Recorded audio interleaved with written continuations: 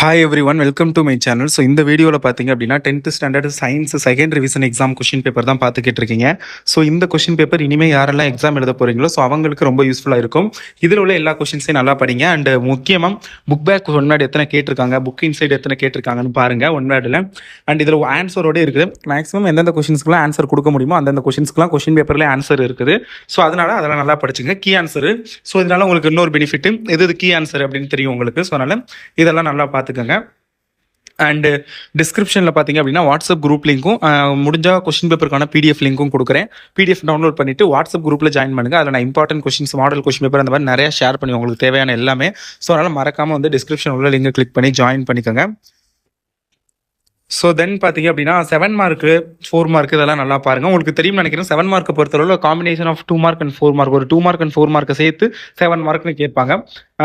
State and prove the law of conservation of linear momentum, இதை நான் கண்டிப்பாக கேட்பாங்கன்னு சொன்னேன். அதே தான் கேட்டிருக்காங்க. காம்பவுண்ட் மைக்ரோஸ்கோப் கேட்டிருக்காங்க. அடுத்து calculate the number of moles calculate பண்ணுறது கேட்டிருக்காங்க.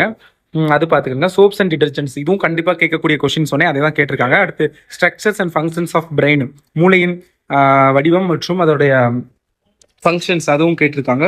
ஸோ அதுவுமே நான் சொல்லியிருந்தேன், அதோட செயல்பாடுகள் அதுவும் கேட்பாங்கன்னா அதான் கேட்டிருக்காங்க.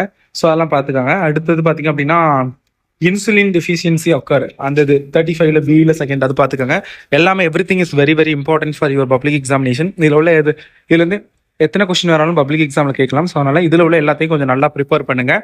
அண்டு மறக்காமல் இந்த வீடியோக்கு ஒரு லைக் பண்ணிடுங்க. நிறைய பேர் மறந்துடுவீங்க. ஸோ தயவு செஞ்சு ஒரு லைக் பண்ணிவிட்டு வீடியோ பாருங்கள். அண்ட் மேட்ச் த ஃபாலோவிங்லாம் பாருங்கள். 4 மார்க் பாருங்கள். 4 மார்க்கை படத்தில் மேக்ஸிமம் ஈஸியாக தான் இருக்குது நான் பார்த்த வரைக்கும் கொஸ்டின் பேப்பர். ஸோ உங்களுக்கு இந்த கொஸ்டின் ஈஸியாக டஃபா அப்படிங்கிறத கமெண்ட் பண்ணுங்கள். நியூட்டன்ஸ் லா ஆஃப் மோஷன் கேட்டிருக்காங்க. அடுத்தது எல்லாமே 4 மார்க்குமே வந்து 2 மார்க்கு சேர்த்து ஒரு 4 மார்க்காக கேட்கலாம். ஸோ அதனால் அதெல்லாம் பார்த்துங்க. இம்பார்ட்டன்ஸ் ஆஃப் ரெயின் வாட்டர் அதுவும் நான் சொன்னதான். ஆல்மோஸ்ட் எல்லாமே சொன்னதான் வந்துருக்குது. டைப்ஸ் ஆஃப் டபுள் டிஸ்பிளேஸ்மெண்ட் அதுவும் நான் சொல்லியிருந்தேன். 25ல் H&F அதுவும் நான் சொல்லியிருந்தேன். Bond between. அடுத்து ப்ராப்பர்ட்டி அதுவும் நான் சொல்லியிருந்தேன். ஏபி ரெண்டுமே ஆல்மோஸ்ட் எல்லாமே. டிஃப்ரென்ஷியேட் ஹோமோலஜ் ஆர்கன், அனாலகஸ் ஆர்கன் இதுவும் நான் சொல்லியிருந்ததான். ஸோ இது எல்லாத்தையும் நல்லா பார்த்துக்கோங்க. தேங்க்யூ ஸோ மச் ஃபார் வாட்சிங் திஸ் வீடியோ அண்ட் மறக்காமல் சப்ஸ்கிரைப்.